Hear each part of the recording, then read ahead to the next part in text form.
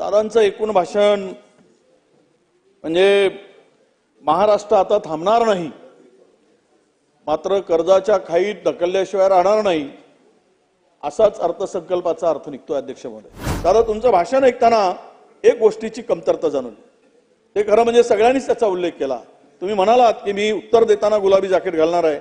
आम्ही उद्या उत्तर देताना गुलाबी जॅकेट घातला तर बहिणींना थोडंसं बरं वाटेल की आज हा जो दुजाभाव दिसतो, 1 नंबरचा पक्ष आहे भारतीय जनता पक्ष, 2 नंबरचा शिंदे साहेबांचा, 3 नंबरचा दादांचा, पण सर्वाधिक निधी कोणाला तर दादांच्या पक्षाला. हे सन्माननीय अर्थमंत्री अजितदादांनी जो अर्थसंकल्प सादर केला त्यावर सर्वसाधारण चर्चेसाठी मला पण संधी दिली, आपला आभारी.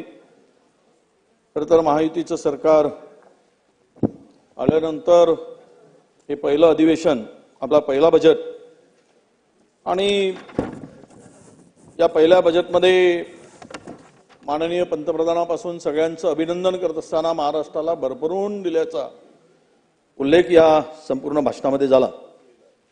दादांचं एकूण भाषण म्हणजे महाराष्ट्र आता थांबणार नाही, मात्र कर्जाच्या खाईत ढकलल्याशिवाय राहणार नाही, असाच अर्थसंकल्पाचा अर्थ निघतोय. अध्यक्ष महोदय, मागील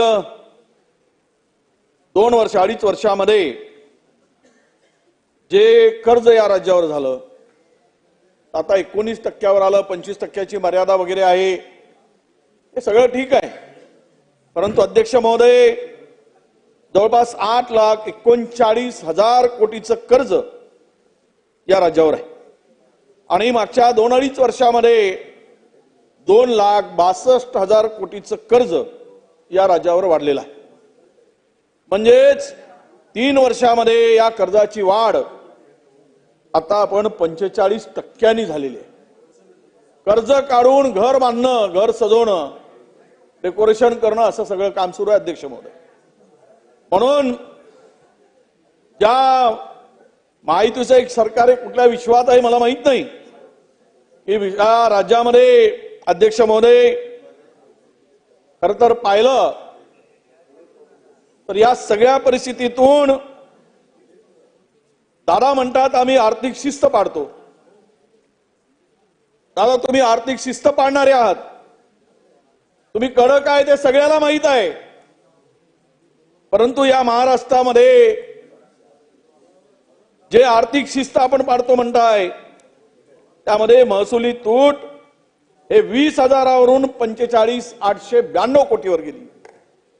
महाराष्ट्राची मागच्या वर्षीची तूट जी होती ती आपण सुधारली नाही, उलट एकूणच तूट ही जवळपास 60,000 कोटीपर्यंत गेलेली. अध्यक्ष महोदय, राजकोषीय तूट 1,26,000 कोटीवर गेली, म्हणजे हा आकडा सुद्धा आता 1.5 कोटीपर्यंत जाण्याचा अंदाज दिसतोय. अध्यक्ष महोदय, एकूणच वित्तीय तूट, राजकोषीय तूट, मग ह्याला शिस्त आहे का, हा खरा प्रश्न राज्याला पडतोय. अध्यक्ष महोदय, ही खरं म्हणजे राज्याची एकूणच ही आर्थिक स्थिती आता बिघडली आहे की सुधारली आहे, हा खरा प्रश्न या ठिकाणी अध्यक्ष महोदय पडतो आहे.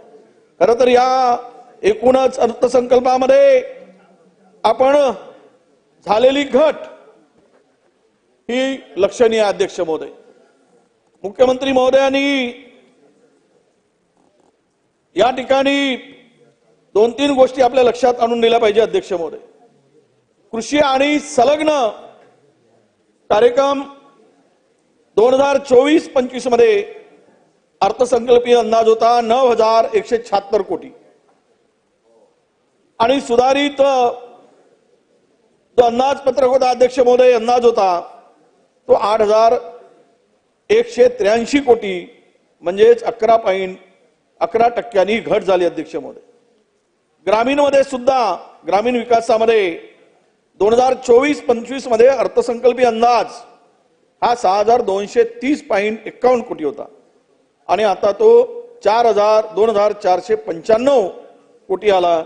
म्हणजेच याचा अर्थ असा की इथे सुद्धा ग्रामीण विकासामध्ये 60% अंदाजे तूट या ठिकाणी दिसते. अध्यक्ष महोदय, अनुसूचित जाती, जमाती, ओबीसी, अल्पसंख्याक यामध्ये सुद्धा 14% तूट आता या ठिकाणी दिसते आहे. म्हणजेच ग्रामीण महाराष्ट्र या सरकारच्या लेखी नाही. ग्रामीण महाराष्ट्राचा विसर या सरकारला पडलेला आहे. हे या तुटीवरून आपल्याला दिसेल. एकूणच झालेली घट जी आहे उत्पन्नाची त्याच्यावरून आपल्याला अध्यक्ष महोदय दिसेल. फडणवीस सरकारनं सादर केलेला एक प्रामुख्यानं सांगायचं झालं तर या संकटात सापडलेल्या बळीराजाला सावरण्यासाठी जी ग्रामीण अर्थव्यवस्थेवर भर द्यायला पाहिजे होता. सांगितलं आहे आपण की उद्योग, कृषी, सेवा या 3 गोष्टीवर भर असायला पाहिजे. उद्योगावर आपण सांगितलं आकडेवारी, इन्व्हेस्टमेंट सांगितली, सगळ्या गोष्टी आपण सांगत असताना कृषीवर मात्र आपण थोडासा दुर्लक्ष केल्याचं दिसतंय. याचाच अर्थ ग्रामीण महाराष्ट्राकडे या ठिकाणी पूर्णतः अध्यक्ष महोदय दुर्लक्ष आहे असं म्हणायला हरकत नाही. यामध्ये सामाजिक सेवा, सामाजिक सुरक्षा व कल्याण विभाग यामध्ये सुद्धा साधारणतः इथे सुद्धा घट झाला. म्हणजे ते सुद्धा साधारण 2% घट आपल्याला अध्यक्ष महोदय दिसते आहे. मला एक लक्षात आणून द्यायचं आहे की हे संपूर्ण अर्थसंकल्प सादर करत असताना 3ही पक्षांनी दिलेला दादा ज्या काही घोषणा होत्या, ज्या काही तुमच्या जाहीरनामे होते त्यावर का लक्ष केलं नाही? जाहीरनामे मतं मिळवण्यासाठी होते का, की जाहीरनाम्याचा वापर मतं मिळवण्यापुरतीच होता का, की तुम्ही जाहीरनामे हे फसवे जाहीरनामे दिले म्हणून जनतेची माफी मागणार आहात का? हा खरा प्रश्न येतो. कारण ठीक आहे, आमच्या आदित्यताईंनी सांगितलं की 5 वर्षासाठी जाहीरनामा असतो.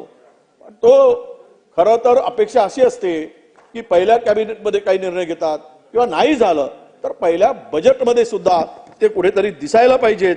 परंतु त्या केवळ अर्थसंकल्पीय घोषणा या ठिकाणी भाषणात घोषणाच होत्या काय? आता खरा प्रश्न आहे अध्यक्ष महोदय. दादा तुमचं भाषण ऐकताना एक गोष्टीची कमतरता जाणवली. ते खरं म्हणजे सगळ्यांनीच त्याचा उल्लेख केला. तुम्ही म्हणालात की मी उत्तर देताना गुलाबी जॅकेट घालणार आहे. आम्ही उद्या उत्तर देताना गुलाबी जॅकेट घातला तर बहिणींना थोडंसं बरं वाटेल, पण त्यामध्ये तुम्ही घालत का नाही हा खरा प्रश्न आहे. अजितदादा, आपण या सगळ्या लाडक्या बहिणींच्या संदर्भात एक शब्द आपलं भाषण मी ऐकलं की आम्ही शेतकऱ्यांच्या संदर्भात, की तुम्ही म्हणालात आम्ही कर्जमुक्तीची कुठेच मी बोललेलो नाही. प्रेसमध्ये तुम्ही बोललात. दादा, तटकरेंचा तुमचे प्रदेशाध्यक्ष माननीय तटकरे साहेब बोलले, त्यांच्या जाहीरनामाचं ज्यावेळेस वाचन करत असताना सगळ्या प्रेस पुढे बोललेत की आम्ही शेतकऱ्यांचं कर्ज माफ करू. हे तुम्ही एकदा बघून घ्यावं. म्हणजेच आपल्या पक्षांनी सुद्धा 3 पक्षाचं सरकार असेल तरी ते संयुक्त सरकार आहे आणि जॉईंट रिस्पॉन्सिबिलिटी आहे. त्यामुळे तुमच्याकडून अशा प्रकारच्या आम्हाला अपेक्षा नाहीत अशी आमची आपल्याकडे विनंती अध्यक्ष महोदय. या खरं म्हणजे लाडक्या बहिणीच्या संदर्भात आता उल्लेख वारंवार होतोय. खूप लाडक्या बहिणीच्या संदर्भात आमच्या शिंदे साहेबांनी योजना आणली. ओ जरा मंत्री महोदय जरा थांबा, आम्हाला बोलत असताना जरा शिंदे साहेबांनी फार चांगलं काम केलं, त्यांचं अभिनंदन. लाडकी बहीण आणली, 1500 रुपये दिलेत आणि सरकार आणण्यामध्ये सिंहाचा वाटा कोणाचा? शिंदे साहेबांचा. पण पायावर धोंडा मारून घेतला ना. सरकार आणली, सीएम होतील असं वाटलं होतं. महाराष्ट्रालाही शिंदे साहेबांचाच चेहरा दिसत होता. त्या तुमच्या लाडक्या बहिणीमुळे तिकडे 134 आले. तुम्ही आणले नसते तर 70 वर गेले असते ना. म्हणजे तुम्हाला विचारले असते, तुमच्याशिवाय सरकारच झालं नसतं. 1 नंबरवर 2 नंबरवर आले तुम्ही. चांगलं केलं की वाईट तुमच्या लोकांना माहिती. पण आता विषय असा आहे, तुम्ही नाही, आम्हाला आनंद आहे. नांदा सौख्य भरे आणि भांडाही सौख्य भरे, आमचे आपण चालू द्या. अध्यक्ष महोदय, लाडक्या बहिणीच्या वेळेस ऍडव्हान्स मध्ये पुढच्या 2 महिन्याचे पैसे घातले आणि सगळ्या बहिणींचे फोन गेले निवडणुकीत. ताई तुम्हाला 7,500 रुपये मिळाले, तुम्ही मत द्या, 2100 रुपये देऊ. फोनवर जवळपास 1.5 कोटी महिलांना फोनवर सांगितलं अध्यक्ष महोदय 2100 रुपये मिळणार.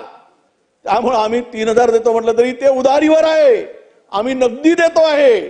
त्यामुळे आमच्या बहिणींनी यांच्या झोळीत भरभरून टाकलं. काम झालं. गरज सर्व वैद्य मरो आणि 2100 रुपये गेले. देणार की नाही याचा उल्लेख खरं तर या अधिवेशनात आपल्या बजेटमध्ये आम्हाला दिसायला पाहिजे होतं अध्यक्ष महोदय, पण या ठिकाणी दुर्दैवानं सांगावं लागतं शिंदे साहेब, तुम्ही ज्या ज्या काही योजना आणल्या खरंच चांगलं आहे, तुम्ही चांगल्या योजना नव्हत्या का तुमच्या? खूप छान योजना आणल्या तुम्ही. खरं आम्हाला वाटलं की काही बऱ्याच योजना आहे, पण सगळ्या तुमच्या योजनांना काय बंद करण्याचा निर्णय होतोय? सगळ्याच योजना तुम्ही आणलेल्या मी वाचून दाखवतो कोणत्या कोणत्या योजनांना कात्री लावली. काय दुर्लक्ष आहे तुमच्याकडे? का बरं असं वाटतं तुमच्याकडे? आम्हाला जरा चिंता वाटते. खरं सांगतो तुम्हाला, तुम्ही हृदयातले माणसं आहात. आमच्या महाराष्ट्रात 2 वर्ष सुंदर काम केलं. दुर्दैव की ठीक आहे, जे व्हायचं ते नशिबानं झालं, पण हे सगळ्या ज्या योजना आहेत त्यांच्यावरून 1500 वर 2100चं म्हटलं त्याला फाटात दिला. त्यानंतर तुम्ही गुलाबी रिक्षा योजना आणली, 10,000 महिलांना 80 कोटी देण्यात येणार होते. या बजेटमध्ये त्याचा उल्लेखच नाही. बघा तुम्ही आणलेली योजना बद्ध झाली. मुख्यमंत्री अन्नपूर्ण योजना, तुम्ही वर्षासाठी 3 सिलेंडर मोफत देणार होते, त्या योजनेचं काय झालं? बजेटमध्ये त्याचा उल्लेख नाही.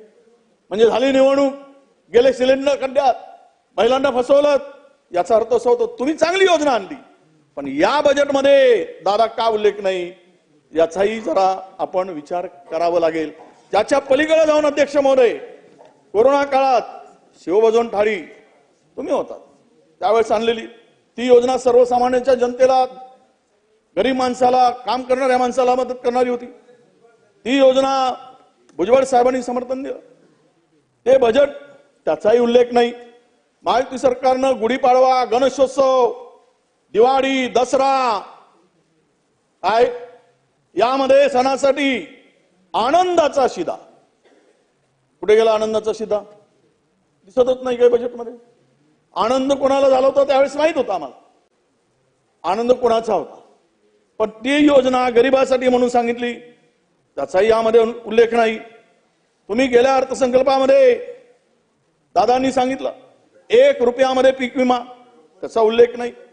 तुम्ही देणार आहात की नाही हे तुमच्या उत्तरामध्ये दादा सांगावं की 1 रुपयामध्ये याही वर्षी आम्ही पीक विमा योजनेची घोषणा आम्ही करणार, देणार. त्या माणिकराव कोकारीजींनी, आमच्या मंत्री महोदयांनी सांगितलं यामध्ये भ्रष्टाचार झाला वगैरे, त्याकडे दुर्लक्ष करा. पण ही योजना 1 रुपये पीक विम्याची योजना आपण देणार आहात का हे या ठिकाणी सांगितलं पाहिजे अध्यक्ष महोदय. मुख्यमंत्री युवा कार्य प्रशिक्षण योजना, 10 लाख युवकांना ट्रेनिंग देणार, याचा दर महिन्याला 10 आपण देणार, पण यामध्ये बजेटमध्ये कुठेही दादांचा उल्लेख केलेला नाही. म्हणजे तुम्ही दिलेल्या सर्व योजना, ज्येष्ठ नागरिकांची तीर्थटनाची योजना, तुम्ही दिलेली योजना त्याचाही उल्लेख नाही. याचा अर्थ असा की शिंदे साहेबांच्या योजना या सरकारला चालतात की नाही आणलेल्या, हा खरा प्रश्न येतो. म्हणजेच एकूणच पाहिलं तर अध्यक्ष महोदय, शिंदे साहेबांनी सत्ता आणली आणि शिंदे साहेबांच्या योजनांना त्या ठिकाणी कात्री लावल्या गेली किंवा त्या योजना वगळल्या गेल्या, असं हे महाराष्ट्रातलं चित्र दिसते अध्यक्ष महोदय. म्हणून माझी विनंती आपल्याला आहे की आपण या संदर्भात या योजनांचा उल्लेख निश्चितपणे उत्तरामध्ये अजितदादांच्या, माननीय दादांच्या, वित्तमंत्री महोदयांच्या उत्तरामध्ये आम्हाला दिसेल अशी माझी अपेक्षा आहे अध्यक्ष महोदय. आपण जी घोषणा या ठिकाणी केली अध्यक्ष महोदय, सर्व्हिस सेक्टरच्या संदर्भात किंवा उद्योग क्षेत्रात जे काही झालं, खरं उद्योग क्षेत्रामध्ये पिछाड झाली की नाही, रोजगार वाढ झाली की नाही, त्याचा उल्लेख करताना अध्यक्ष महोदय, माननीय मंत्री महोदयांनी आपल्याला केंद्राकडून मिळणारी जे काही फंड्स आहेत त्यामध्ये यावर्षी का कमी दिले हो? मागील वर्षी आपल्याला 1,51,000 कोटी रुपये केंद्राकडून मिळाले. यावर्षी 1,12,00,000 कोटी मिळाले. 1,12,00,000 कोटी फक्त, म्हणजे जवळपास 12,000 कोटी, म्हणजे जवळपास आपण 39,00,000 कोटी रुपये केंद्राकडून कमी मिळाले. ते निवडणुकीसाठी होते का? अधिकचे पैसे मिळाले, निवडणूक झाली म्हणून आता केंद्राने कट लावला काय? एकूणच राज्याच्या करापोटी आम्हाला जे काय मिळायला पाहिजे त्यामध्ये ही निश्चितपणे आपल्याला तोंडाला पानं पुसण्याचा प्रकार या ठिकाणी अध्यक्ष महोदय दिसतोय. दावोसमध्ये जी गुंतवणूक वाढली असं मुख्यमंत्री महोदय आणि अजितदादा सांगत असतात. राज्याच्या आर्थिक पाहणी अहवालामध्ये स्पष्टपणे काय नमूद आहे? ते आपण पाहिलंय. उद्योग क्षेत्रात यंदा पिछाड झाल्याचं चित्र आपल्याच शासनाच्याच आर्थिक पाहणी अहवालामध्ये दिसते. ते आम्ही म्हणत नाही, तुम्ही एकीकडे पाठ थुकून घेता सरकार, एकीकडे सांगतं की आम्ही उद्योग क्षेत्रात इतकी इन्व्हेस्टमेंट आली, तितकी आली, एवढा मोठा रोजगार येणार, रोजगार उपलब्ध होणार, आणि दुसरीकडे मात्र 6% 4.9% होण्याचा अंदाज या ठिकाणी वर्तवला अध्यक्ष महोदय. म्हणजेच उत्पादन व निर्मिती क्षेत्रात मॅन्युफॅक्चरिंग मध्ये 2023-24 मध्ये हा दर 6.8% होता आणि आता यंदा घसरण होऊन 4.2% आलेला आहे. म्हणजेच उद्योग क्षेत्रात सुद्धा हे क्षेत्र महत्वाचं क्षेत्र आहे अध्यक्ष महोदय. यामध्ये प्रचंड घट होताना दिसते. म्हणजेच बेरोजगारांना आता रस्त्यावर पुन्हा फिरण्याची पाळी येईल काय, अशा प्रकारची स्थिती या ठिकाणी अध्यक्ष महोदय आली आहे. सेवा क्षेत्रामध्ये हा दर 8.3% होता, तो आता 7.8% आलेला अध्यक्ष महोदय, असा अंदाज वर्तवण्यात आला आहे. म्हणजे यामध्ये सुद्धा घट झाली. राज्यात देशी व परदेशी गुंतवणूक असल्याचे दावे केले असले तरी त्या तुलनेत रोजगार वाढलेला नाही, आणि हेच आर्थिक पाहणी अहवालामधून स्पष्ट होते आहे अध्यक्ष महोदय. म्हणून 2022 मध्ये बेरोजगाराची संख्या 58,78,000 होती, ती 23 मध्ये 62,78,000 झाली, आणि 2024 मध्ये 70,63,000 पर्यंत ही संख्या वाढली. आता राज्यात 70 लाखाहून अधिक बेरोजगार या ठिकाणी आहेत. त्यासाठी आणि आपण 1 ट्रिलियन इकॉनॉमी करण्याच्या गप्पा महायुती सरकार करते, हे कशाच्या भरोशावर, याचा रोडमॅप काय आहे याचा कुठेही उल्लेख होत नाही. केवळ 1 ट्रिलियन म्हणून 2018ला म्हणालेत, आणि 2026-25 मध्ये सुद्धा 1 ट्रिलियनच्या घोषणा होतात, पण त्यावर कुठेही आम्हाला रोडमॅप दिसत नाही. आणि ही सत्ता मिळवण्यासाठी हा जुमला होता का, हा खरा प्रश्न अध्यक्ष महोदय या ठिकाणी दिसतोय. 1 ट्रिलियन इकॉनॉमी आपण म्हणालो, मी आता सांगताना 25 पर्यंत एक महाराष्ट्र $1 ट्रिलियन इकॉनॉमी होणार, अशी घोषणा फडणवीस साहेबांनी 2018 मध्ये केली. आणि 1 ट्रिलियन इकॉनॉमी 2018 पर्यंत होणार म्हटल्यानंतर आता महाराष्ट्राची इकॉनॉमी 42 लाख कोटीची आहे. साधारण वर्षाला 4 ते 5 लाख कोटींनी वाढत असते. म्हणजेच ही येण्यासाठी 2028 पर्यंत तरी होईल का, हा खरा प्रश्न या ठिकाणी अध्यक्ष महोदय दिसतोय. अर्थव्यवस्था कशी वाढणार आहे याचं विजन सरकारकडे नाही, हे आता दिसते अध्यक्ष महोदय. कारण ते बजेटमध्ये दिसत नाही, फक्त घोषणाचा सुकाळ आणि निधीचा दुष्काळ, अशी अवस्था या सरकारमध्ये आता दिसते आहे. म्हणून या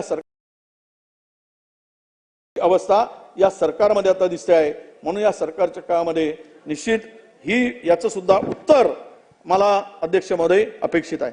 महाराष्ट्र देशाला सर्वाधिक उत्पन्न देतो, त्या बदल्यात महाराष्ट्राला केंद्राकडून काय मिळतं अध्यक्ष महोदय? महायुती सरकार आल्यानंतर, डबल इंजिनचं सरकार आल्यानंतर केंद्राकडून भरभक्कम मदत मिळेल ही महाराष्ट्राची अपेक्षा होती, पण महाराष्ट्राला सावत्रच वागणूक मिळते अध्यक्ष महोदय. केंद्राकडून राज्याला 6.31% हा कराचा हिस्सा मिळतो. म्हणजेच महाराष्ट्र जेव्हा 1 रुपया देतो त्यावेळेस 6.31 6 पैसे, 6.25 पैसे हे महाराष्ट्राला परत मिळतात. म्हणजेच राज्याला हा अन्याय आहे महाराष्ट्रावर, हे स्पष्ट होतं. ही जर परिस्थिती राहिली, आमची मागणी आहे की जर महाराष्ट्र केंद्राला, देशाला जे देतं त्यातून किमान 50% निधी केंद्राला दिला पाहिजे, जे आम्ही देतो त्याच्यातून. पण रुपयाच्या मागे 6 पैसे 6.31 पैसे जर मिळत असतील तर महाराष्ट्राला कुठे घेऊन चाललोत आपण. आणि महाराष्ट्राचं जे अनुदान आहे त्यात झालेली घट जी आहे ती सुद्धा लक्षणीय अध्यक्ष महोदय. केंद्राकडून महाराष्ट्राला 24-25 मध्ये 57,692 कोटी मिळाले. 25-26 मध्ये 50,551 कोटी रुपये ही केंद्राकडून मिळालेलं अनुदान आहे अध्यक्ष महोदय. आणि त्यातून महाराष्ट्रावर आपल्याला अन्याय झाल्याचं या ठिकाणी अध्यक्ष महोदय दिसतोय. खरं म्हणजे बजेट कोणासाठी आणलं? ग्रामीण महाराष्ट्र कुठे आहे? पुणे, रायगड, मुंबई, थोडा बहुत नागपूर. ग्रामीण महाराष्ट्रात काय?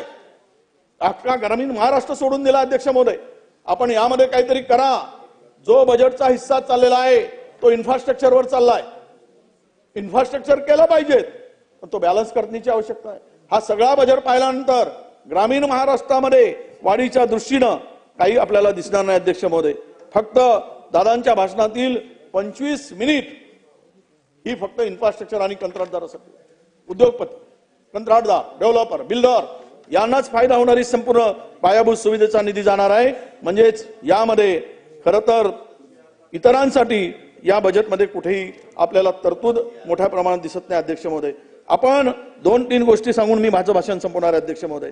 एक तर जी या ठिकाणी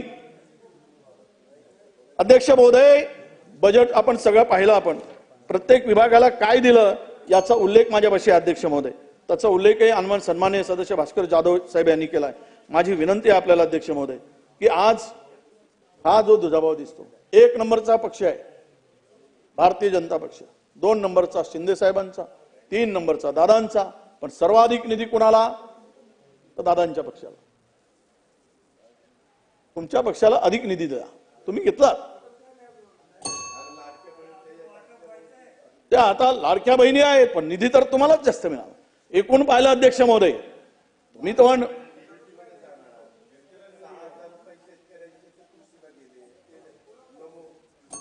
कृषी खातं त्यांच्याकडे आहे दादा, म्हणजे शिंदे साहेबांच्याकडे. तुम्ही जे म्हणालात ना ते जातात, त्यावर मी बोललो, कदाचित चुकलं असेल पण त्यांच्याकडे आपल्या बरोबर आहे कोकाळे साहेबांच्याकडे. सॉरी, ते काय आहे आजकाल कोण कोणापाशी आहे काही कळायलाच मार्ग नाही.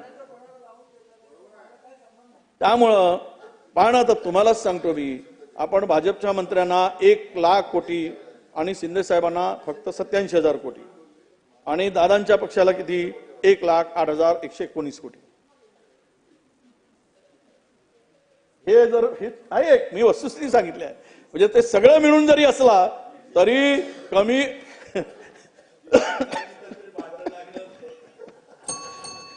हे जे आहे अध्यक्ष महोदय, हे जे आहे वस्तुस्थिती मी मांडली. शिंदे साहेब आता आम्हाला सामान्यासारखं काही नाही आहे, तुमच्याकडेच आहे. आता जे आहे ते तुम्हालाच बघायचं आहे, आम्ही तुमच्याकडे बघतोय. 27 मिनिटं. म्हणून अध्यक्ष महोदय मला